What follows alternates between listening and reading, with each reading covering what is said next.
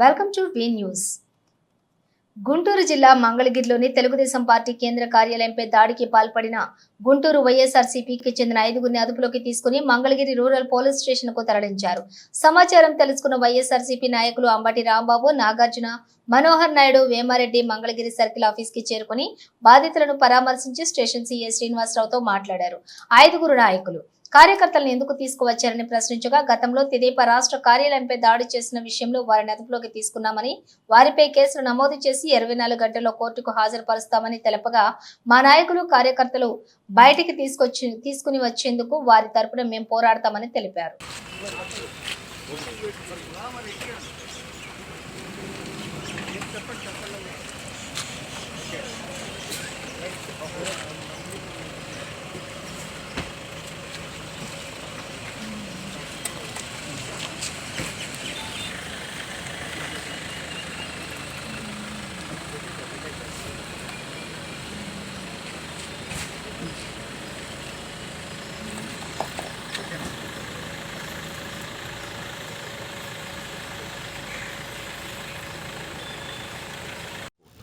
ఐదుగురిని అరెస్ట్ చేశామని, 5గురిని సాయంత్రం వీరందరినీ దేనికి అరెస్ట్ చేశారని మేము ఎంక్వైరీ చేస్తే,